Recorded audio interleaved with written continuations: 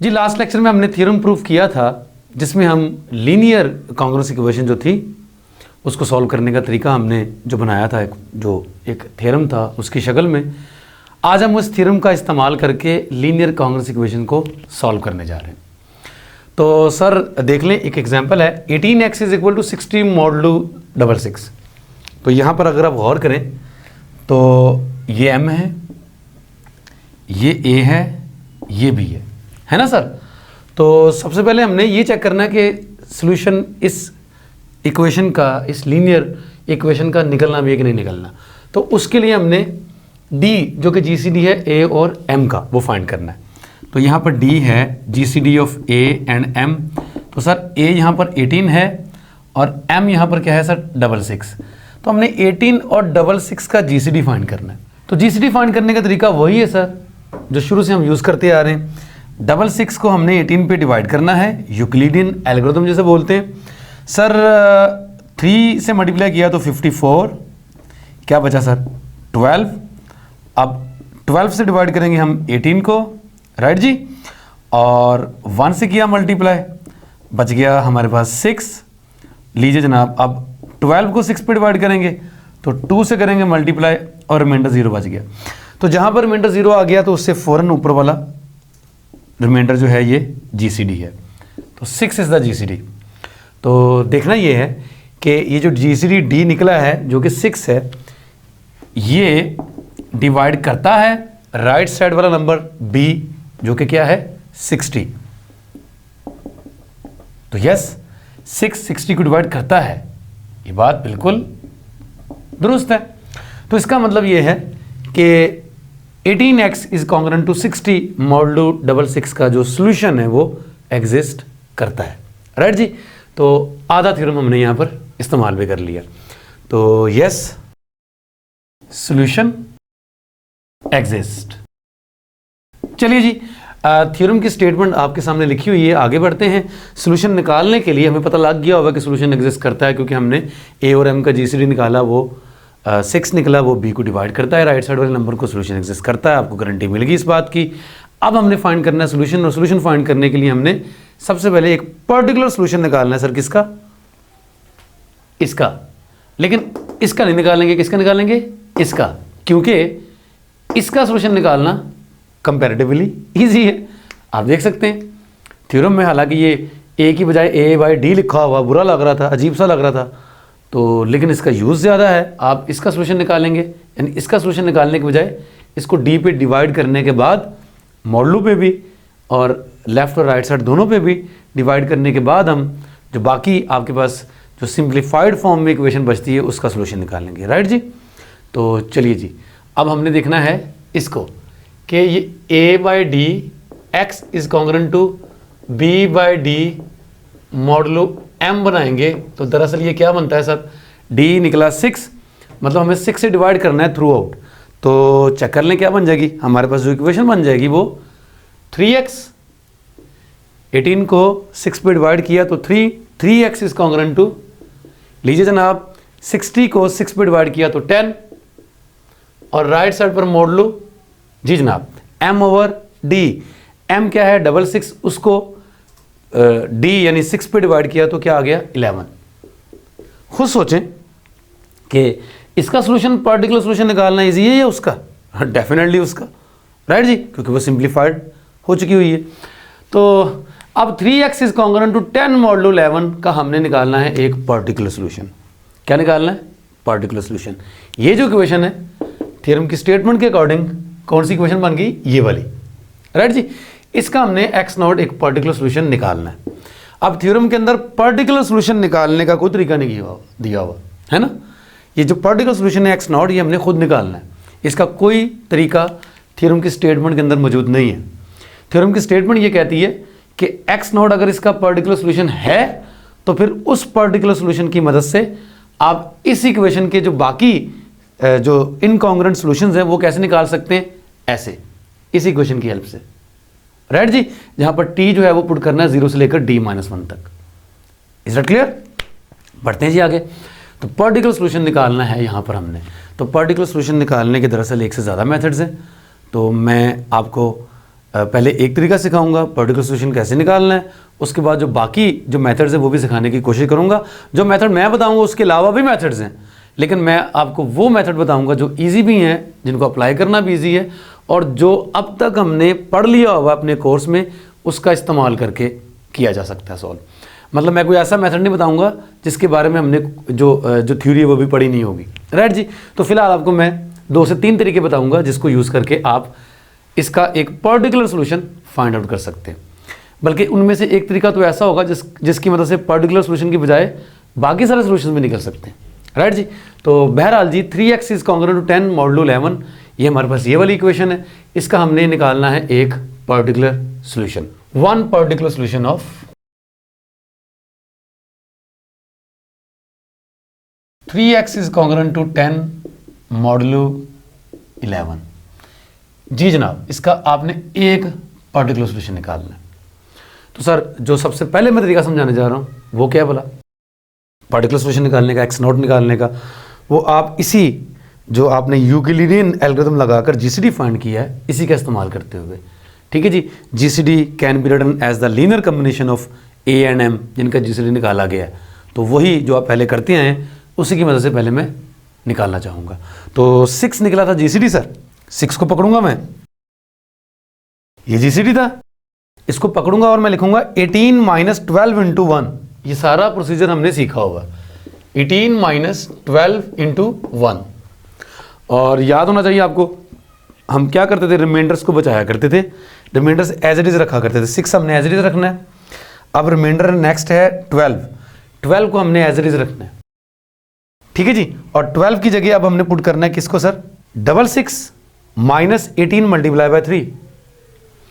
12 की जगह आ जाएगा 6 माइनस 18 मल्टीप्लाई बाय 3, बाहर 1 है, ठीक है जी। और जो रिमाइंडर्स हैं 12, 18, 6, इनको नहीं हम छेड़ेंगे, ठीक है जी। तो ये ऐसे रखा, 1 से इसको मल्टीप्लाई किया तो ये 6 मल्टीप्लाई बाय 1 बना, ये प्लस हो जाएगा, नेगेटिव नेगेटिव पॉजिटिव, और ये बन जाएगा जनाब 18 multiply by 3 into 1 that is 3। इन दोनों को ऐड किया तो ये बन जाएगा 18 मल्टीप्लाई बाय 4, राइट जी। और ये बन जाएगा प्लस 6 इंटू -1, -1 को मैंने इसके साथ अटैच कर दिया। ये जी 6 is equal to 18 multiply by 4 plus 6 into -1 किया हमने क्या, 6 जीसीडी था किस किस का सर, वो जीसीडी था 18 का और 6 का। तो यहाँ पर देखें 6 को हमने लिख दिया हुआ है 18 और 6 का एक लीनियर कम्बिनेशन। हम हर बार ये किया करेंगे, और ये कोई नया काम नहीं है, इससे पहले भी आपने सीखा हुआ है। यूक्लिडियन एल्गोरिथम की हेल्प से हमने जीसीडी को, जिन नंबरों का वो जीसीडी है, उन्हीं के लीनियर कम्बिनेशन की फॉर्म में कन्वर्ट करना सीखा हुआ है, राइट जी। अब इसके बाद आपने क्या करना है सर, अब इसके बाद आपने करना ये है कि ये पड़ा हुआ है 6 जो कि जीसीडी है, आपकी जो लीनियर कांग्रुएंस इक्वेशन है उसके राइट साइड पर देखें क्या है, 60 है। ऐसा नंबर ढूंढो जिसको इससे मल्टीप्लाई करें तो ये 60 आ जाए, डेफिनेटली डेट इज 10। या यूं कह लो कि 60 को जीसीडी यानी 6 पे डिवाइड करके क्या बचता है, 10, ये वाला नंबर, राइट जी। तो देखा आपने कि 60 है यहाँ पर, हमने यहाँ पर भी 60 बनाना है तो उसके लिए 10 से मल्टीप्लाई करना पड़ेगा। तो ये आपने खुद डिसाइड करना आपको किससे मल्टीप्लाई करना पड़ेगा हर बार। यहाँ पर 60 हमें चाहिए तो 60 यहाँ लाने के लिए इसे 10 से मल्टीप्लाई करना पड़ेगा। और जब मैं इसको 10 से मल्टीप्लाई करूँगा सर, 10 से मैंने मल्टीप्लाई करना है, तो जब मैं इसे 10 से मल्टीप्लाई करूँगा तो यहाँ पर आ जाएगा 60। इधर 10 को मैं इससे मल्टीप्लाई नहीं करूँगा क्योंकि ये मैंने एज इट इज़ रखने, ठीक है ना, जैसे पहले करते आए हैं आप। तो 18 मल्टीप्लाई बाय 10 से इसको मल्टीप्लाई किया, क्या आ गया 40, प्लस ये भी, इसको मैंने ऐसे ही रखना है, इसको 10 से मल्टीप्लाई करना, क्या आ जाएगा -10, राइट जी। ये काम मैंने क्यों किया राइट साइड पर 60 लाने के लिए, क्योंकि मेरे पास ओरिजिनल इक्वेशन में राइट साइड पर 60 था। ये दरअसल मैं सॉल्यूशन फाइंड करने जा रहा हूँ इस इक्वेशन का। अब आप ये कहेंगे कि मैंने अभी थोड़ी देर पहले कहा था कि मैंने एक पर्टिकुलर सॉल्यूशन इसका निकाल मैं किसका रहा हूँ, इसका। कोई बात नहीं, थ्योरम के प्रूफ में हमने ये साबित किया हुआ है कि इसका पर्टिकुलर सॉल्यूशन निकाल लो या इसका पर्टिकुलर सॉल्यूशन निकाल लो, एक ही बात है, क्योंकि जो इसका सॉल्यूशन है वो इसका सॉल्यूशन है और जो इसका सॉल्यूशन है वो इसका सॉल्यूशन है, एक ही बात है। अब दोनों में से जिसका मर्जी निकाल लें। तो फिलहाल हम आसानी के लिए यहाँ से इसका जो कि जीसीडी निकाला हुआ है हम वो लिख रहे हैं यहाँ पर। और वैसे भी सर अगर آپ نے اس کا بھی نکالنا ہے پرٹیکولر سولوشن تو بھی کوئی ایشو نہیں ہے. مطلب اگر آپ نے اس کا پرٹیکولر سولوشن نکالنا ہے 3 اور 10 کا 3 اور 11 کا جیسے 1 ہے, آپ 6 سے ڈیوائڈ کر کے یہاں 1 بنا سکتے ہیں, نو پرابلم, اس کا بھی نکل آئے گا یہاں سے. بہرحال ہمارے پاس یہ 60 = 18 × 40 + 66 × -10. اور اب ہم جو ماڈلو ہے 66 ہے, ماڈلو میں اس کو ریڈیوس کر لیں گے. ریڈیوس کر کے کیا بن جائے گا سر, 60 ول بی کانگرنٹ ٹو 66 ماڈلو ہے, یہ 66 جو ہے وہ 0 کے کانگرنٹ ہو جائے گا ماڈلو 66 میں. تو بچے گا ہمارے پاس کیا 40 18 × 40 ماڈلو 66. جی ماڈلو 66 میں کیوں ریڈیوس کیا, کیونکہ یہاں پر ہمارے پاس اوریجنل جو ایکویشن ہے اس میں بھی ماڈلو 66 تھا. تو ایگزیکٹلی یہ 66 0 کے کانگرنٹ ہو جائے گا ماڈلو 66 میں. تو ہمارے پاس یہ چیز بچ گئی 60 = -18 × 40.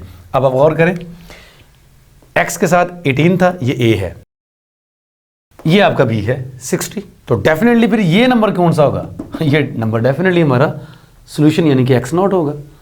اور یہ کیا بن گیا, یہ والا نمبر 40. تو a یعنی کہ 18 x0 is congruent to 60 modulo 66 where جو x0 کیا نکلا سر 40 is the particular solution of 18x is congruent to 60 modulo 66.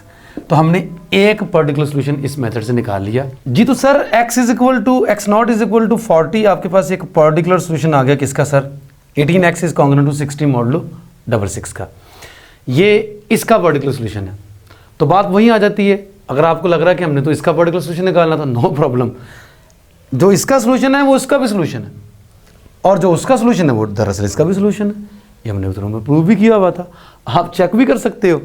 یہ 40 نکلا ہے, اس کا تو سولوشن ہے, وہ تو ہم نے دیکھ لیا یہاں پر, یہ اس کا بھی سولوشن ہے, آپ چیک کر سکتے ہیں. x کی جگہ 40 پٹ کریں, 40 پٹ کریں گے, 40 × 3 120, 120 میں سے 10 کو مائنس کیا 110, اور 110 جو ہے وہ 11 پہ ڈیوائڈ ہوتا ہے, یعنی 40 اس کا بھی سولوشن ہے. البتہ اگر آپ اس کو 11 میں ریڈیوس کر لیں گے, چونکہ x = 40 x0 = 40 اس کا بھی سولوشن ہے, اور وہ ماڈلو 11 میں کام کر رہے ہیں آپ, تو اس کو ماڈلو 11 میں ریڈیوس کر لیں گے تو کیا بنے گا, تو ایگزیکٹ آپ کا اس کا جو سولوشن نکلے گا وہ 0 سے لے کر 10 تک نکالنے چاہیے تھے نا, تو ایک مطلب ریمائنڈر آ جائے گا اس کی مدد سے, 40 کی مدد سے. تو x0 آپ کے پاس کیا ہے سر یہاں پر 40, آپ اس کو ریڈیوس کر لیں کس میں, ماڈلو 11 میں ریڈیوس کر لیں گے تو یہ کیا بن جائے گا سر 7. ٹھیک ہے جی, یہ 7 بن جائے گا. تو آپ دیکھ بھی سکتے ہیں 40 بھی اس کو سیٹسفائی کرے گا سر, 7 بھی اس کو سیٹسفائی کرے گا. چیک کر لیں, 7 × 3 21 میں سے 10 گئے, کتنا ہو گیا 11, اور 11 جو ہے وہ 11 پہ ڈیوائڈ ہوتا ہے. تو x = 7 کہہ لیں کہ آپ کا پرٹیکولر سولوشن ہو گیا 3x is congruent to 10 model 11 کا. اب آپ نے باقی سولوشن نکالنے تھے, وہ آپ اسی کی مدد سے دیکھو, یہ آپ کے پاس جنرل سولوشن نکل آئیں گے. m/dt آپ نے اس کا استعمال کرنا ہے, x0 یہاں پر آپ 7 یوز کریں گے, رائٹ جی 7 یوز کریں گے, اور t کی جو قیمتیں ہیں وہ 0 سے لے کر d-1, d کیا تھا 6 تھا, 6 - 1 یعنی 5 تک کوئی بھی نمبر آپ اس میں پٹ کر کے فائنڈ کر سکتے ہیں. تو جنرل سولوشن لکھ لیتے ہیں جی, آف کون سی کانگرس ایکویشن 18x = 60 ماڈلو 66. کیا کرنا پڑے گا آپ کو اس میں, آپ کو پتا ہے کہ آپ نے x = x0 + m/dt بنانا ہے, رائٹ جی. x = x0 + m/dt, x0 ہے آپ کے پاس 7 پلس m یہاں پر کیا ہے 66, اور d کیا ہے ہمارے پاس 6, تو m کو 6 پہ ڈیوائڈ کر کے کیا آتا ہے 11, یہاں پر t, اور t کی ویلیوز پٹ کرنی ہے 0 1 2 3 4 اینڈ 5, کیونکہ d 6 تھا, d-1 5 بنتا ہے. یہ ویلیوز آپ اس میں پٹ کر لیں تو آپ کے پاس جو ویلیوز آئے گی ساری کے سارے سولوشن نکل آئیں گے. 0 پٹ کریں گے تو ایگزیکٹلی آپ کے پاس 7 آ جائے گا سر, 1 पुट करेंगे तो 11 + 7 कितना हो गया सर? 18। 2 पुट करेंगे तो 22, और 22 + 7 29, और 3 पुट करेंगे 33 + 7 ये बन जाएगा 40। और देखें वन ऑफ द सोल्यूशन 40 भी हमने निकाल रखा हुआ था। ठीक है जी, इसका सोल्यूशन था किसका सर? इसका या उसका? वो एक ही बात थी, वो भी बीच में ऑलरेडी आ गया। और बाकी 4 पुट करेंगे सर, 44 51 बन जाएगा सर जी। तो इस तरह 5 पुट करके इसमें 55 + 7 62, या वैसे भी आप 11, क्योंकि 11 के मल्टीपल्स ऐड हो रहे हैं तो 11 इसमें ऐड कर देंगे तो आपके पास नेक्स्ट आ जाएगा 62। आप दे सकते हैं 7 में 11 जमा किया 18, 11 जमा किया 29, फिर 40, फिर 51 एंड फिर 62। तो ये आपके पास सोल्यूशन निकलेंगे। अब पहली बात, ये आपके पास इनकॉन्ग्रुएंट सोल्यूशन निकलेंगे तमाम तर सोल्यूशंस किसके? आपकी ये ओरिजिनल जो आपके पास लीनियर कांग्रेंस थी उसके। ठीक है जी। तो इसके अलावा आपके पास कोई मजीद इनकॉन्ग्रुएंट सोल्यूशन नहीं निकलेगा। जो भी सोल्यूशन होगा वो इन्हीं में से किसी ना किसी एक के कॉन्ग्रुएंट होगा। राइट जी। दूसरी बात, ये जो हमने निकाला है पर्टिकुलर सोल्यूशन, इसका मैंने अभी आपको पढ़ाया है एक मेथड, और ये मेथड 1 क्या है मैं फिर बता देता हूं आपको ये कैसे करना है। यूक्लिडियन एल्गोरिथम आपने जीसीडी निकाला हुआ है, जो आप ये काम आपने किया वो काम आप यहां पर भी कर सकते हैं, लेकिन उसके लिए आपको जीसीडी निकालना पड़ेगा 3 और 11 का, जो कि 1 आता है। लेकिन जीसीडी निकालेंगे तो लीनियर कॉम्बिनेशन की फॉर्म में लिखेंगे ना, अगर तो आपने ये वाला मेथड यूज करना है तो। राइट जी। तो आप उसका यूज कर लें, कोई प्रॉब्लम नहीं। इसका यूज कर लेंगे तो भी कोई मसला नहीं है। यहां पर चूंकि हमने जीसीडी 6 निकाला हुआ है जो कि 18 और 66 का था, तो मैंने जीसीडी को लिखा लीनियर कॉम्बिनेशन ऑफ 18 एंड 66। वो कैसे? जैसे आप पहले करते हैं, किसकी हेल्प से? यूक्लिडियन एल्गोरिथम की हेल्प से। राइट जी। ये वही काम है। मैंने इसे 10 से मल्टीप्लाई किया। मैंने क्यों 10 से मल्टीप्लाई किया? मैंने 10 से ही मल्टीप्लाई क्यों किया? सर मैंने जो नंबर यहाँ पर राइट साइड पर है 60, मैंने वो नंबर बनाना है, तो आपको खुद चल जाएगा पता कि किस फैक्टर से मल्टीप्लाई करेंगे कि यहाँ पर 60 बन जाए। 10 से मल्टीप्लाई किया, 66 पे मैंने फिर उसको मॉडुलो लेकर रिड्यूस कर लिया, ये चीज़ 0 हो जाएगी। और यहाँ पर आपके पास देखें 60 as it is, 18 as it is, तो 40 जो होगा डेफिनेटली इसका क्या होगा? फिर एक सोल्यूशन होगा डायफोडाइन इक्वेशन 18x = 60। आप इसी का यूज़ कर लें यहाँ पर x0 की जगह, नो प्रॉब्लम। जो इसका वो इसका भी सोल्यूशन है, जो उसका सोल्यूशन होगा वो इसका भी सोल्यूशन होगा। लेकिन अगर आपने इसकी हेल्प से उसका सोल्यूशन निकालना भी है, ठीक है जी, तो आप कैसे कर सकते हैं? इसको 11 में रिड्यूस करके कर सकते हैं, नो प्रॉब्लम, है ना सर। तो मैंने 40 को 11 में रिड्यूस किया तो 7 आ गया, तो 7 इज़ द फर्स्ट सोल्यूशन। अब आप इस फार्मूले में पुट करके टी की जो वैल्यूज़ हैं वो क्या पुट करनी है? 0 1 2 3 up to so on, d-1 d, यहाँ पे 6 था, 6 - 1 5, ये वैल्यूज़ पुट करके आप इसके बाकी के सारे सोल्यूशंस निकाल सकते हैं। तो ये वाला काम तो आगे भी वही होगा, लेकिन यहाँ पर रही बात, जो हमने पर्टिकुलर सोल्यूशन निकाला है वो इस तरीके से निकाला है, वो आगे भी आप इसका यूज़ कर सकते हैं। ये बहुत ही हेल्पफुल मेथड है। कब? जब आपका मॉडुलो बड़ा होगा। कब? जब आपका मॉडुलो, देखें यहाँ पर 66 कितना बड़ा नंबर था। अगर मॉडुलो छोटा होगा तो हमारे पास और तरीके भी हैं, और वो कौन से तरीके हैं वो अभी देख लेते हैं जी। तो सर पर्टिकुलर सोल्यूशन निकालने के लिए नेक्स्ट मेथड क्या है? सर सबसे इजी मेथड ये हमने फर्ज कर लें इसका पर्टिकुलर सोल्यूशन निकालना है। अब फिर वही बात, इसका क्यों नहीं निकाल रहा? इसका निकालना थोड़ा मुश्किल है, ये थोड़ा रिड्यूस हो गया, इसका निकालना ईजी है। लेकिन पिछले मेथड में मैंने इसका क्यों नहीं निकाला था, उसका क्यों निकाला था? क्योंकि मैं जीसीडी ऑलरेडी इन दोनों का निकाल चुका हुआ था। तो बात एक ही है, जैसे मर्जी कर लें। तो सर इसका एक आपने पर्टिकुलर सोल्यूशन निकालना है। सेकंड मेथड बहुत इजी मेथड, लेकिन यूजुअली तब एप्लीकेबल होगा जब आपका मॉडुलो स्मॉल होगा। इससे नेक्स्ट मेथड जो होगा वो भी तभी यूज़ करना है जब आपका मॉडुलो स्मॉल होगा। राइट जी। तो 3x इज कॉन्ग्रुएंट 10 मॉडुलो 11। कोशिश करें कि आप किसी नंबर से डिवाइड करके यहाँ पर जो नंबर है उसको 1 बना सकते हैं। किस तरीके से? यहाँ 1 बना लें, यहाँ 1 आ जाएगा तो जाहिर है x निकल आएगा और x उसका सोल्यूशन ही होगा, है ना सर। तो यूँ कह लें कि हमने 3 को यहाँ से गायब करना है। सर देखिए 3 को मैं डिवाइड नहीं कर सकता। क्यों नहीं कर सकता? क्योंकि मैं उस नंबर से डिवाइड करना चाहता हूँ, या उस नंबर से डिवाइड कर सकता हूँ जिसको डिवाइड करके दोनों साइड्स पे क्या बने? याद कर लें क्या बने सर?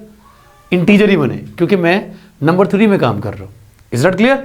तो 3 से मैं डिवाइड नहीं कर सकता, लेकिन 11 है मॉडुलस हमारा।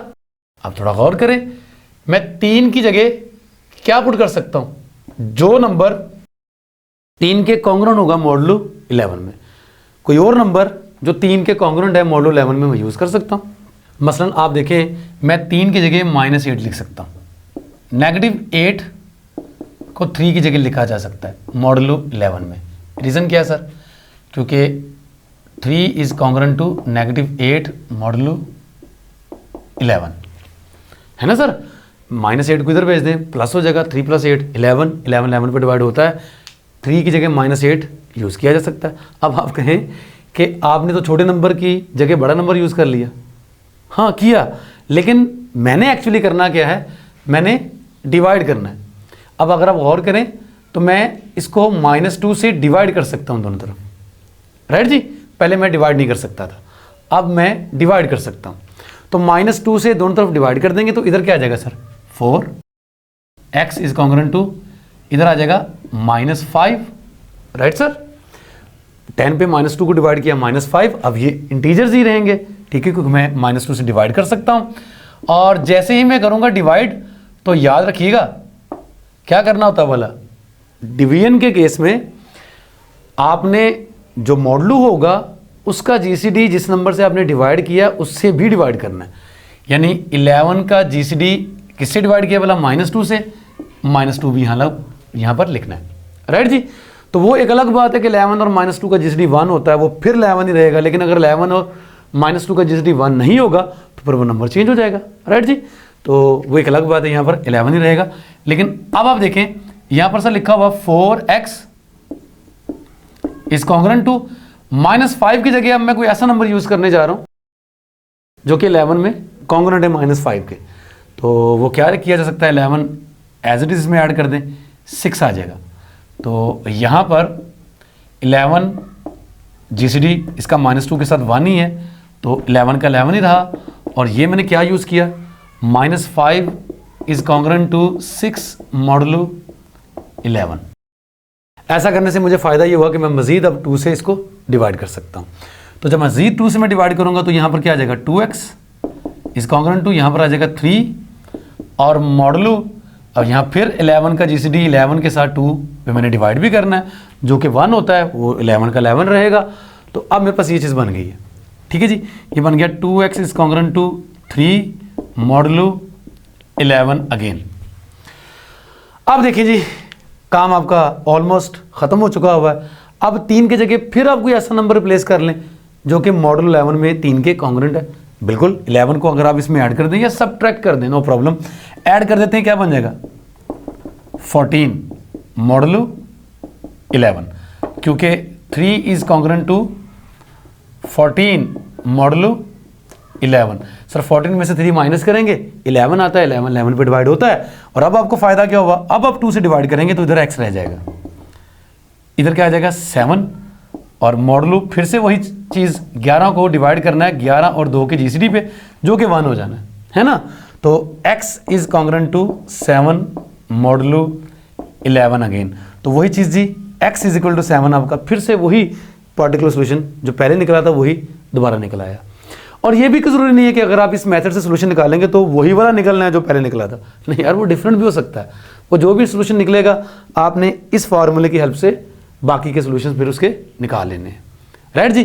तो ये जो तरीका है, इस तरीके के बारे में आपको बता दूं कि सम टाइम माइंड में कैलकुलेशंस कुछ ऐसी आ जाती है जिससे आपका ये वाला मेथड भी लेंथी हो जाता है। बाज़ दफ़ा ऐसा हो जाता है, ऐसा मुमकिन है कि मैं अगर इस प्रॉब्लम को करूँ इस मेथड से, यानी डिवाइड करके नंबरों की जगह मॉडुलो 11 में रिड्यूस करके नंबर लेके डिवाइड करके अगर मैं सोल्यूशन निकाल लूँ, तो इट मे पॉसिबल कि मेरा तरीका थोड़ा लेंथी हो जाए, आपका तरीका थोड़ा शॉर्ट हो जाए, क्योंकि आपके माइंड में जल्दी से कोई ऐसा नंबर आ जाए जो कि इन नंबरों के कॉन्ग्रुएंट है मॉडुलो 11 में, जिससे आपकी डिवीजन करके x जल्दी निकला है। मतलब ये मुमकिन है, ये कोई ज़रूरी नहीं है कि आपने एक ही तरीके से इसको करना है। आपके पास कोई क्वेश्चन आएगा और डिफरेंट कैलकुलेशंस के साथ भी ये क्वेश्चन आप कर सकते हैं, राइट जी।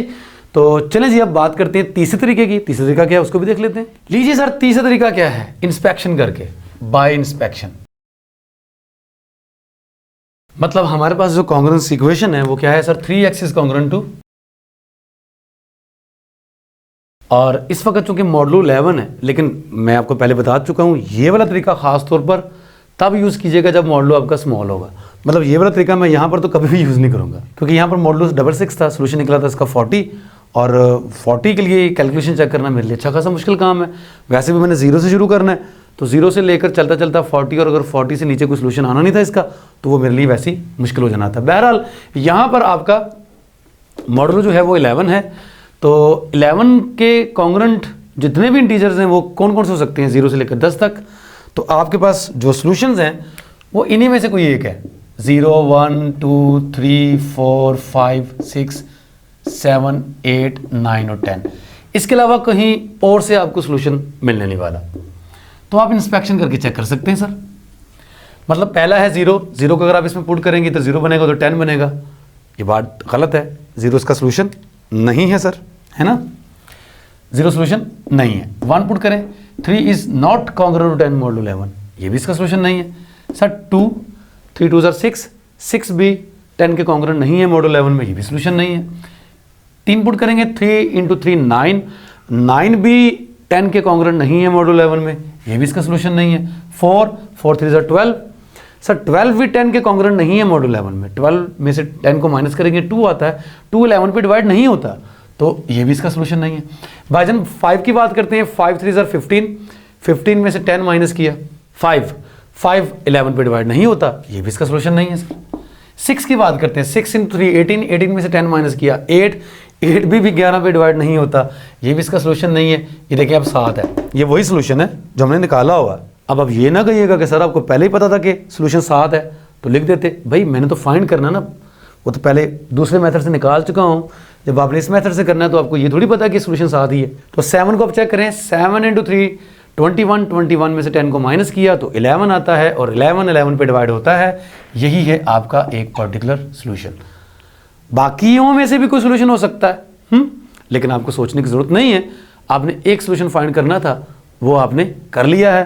اب آپ اسی جو آپ نے فارمولا ڈیزائن کیا ہوا اس میں پٹ کر کے باقی کے جو سولوشنز ہیں وہ فائنڈ آؤٹ کر سکتے ہیں. آپ کو لگ رہا ہوگا کہ یہ والا طریقہ سب سے آسان ہے. جی ہاں، میں کہتا ہوں سب سے آسان ہے، لیکن میں آپ کو بتا چکا ہوں کہ یہ طریقہ آپ کا وہاں چلنا ہے جہاں پر ماڈولو اسمال ہوگا. ماڈولو اگر بڑا ہوگا تو یہ طریقہ آپ کے لیے اتنا ہی عذاب بن سکتا ہے. رائٹ جی. تو 3 طریقے ہم نے سیکھے، اس کے علاوہ اور بھی میتھڈز ہیں میں بتا چکا ہوں، لیکن ہم نے وہ میتھڈز ابھی فی الحال سیکھنے جن سے ریلیونٹ ہم نے مٹیریل پڑھا ہوا. رائٹ جی. جیسا کہ آئلر تھیورم ہے، اس کا استعمال کر کے بھی سولوشن فائنڈ کر سکتے ہیں، لیکن ابھی چونکہ ہم نے آئلر تھیورم پڑھا ہی نہیں ہے تو اس لیے میں آپ کو وہ میتھڈ یہاں پر نہیں بتا رہا.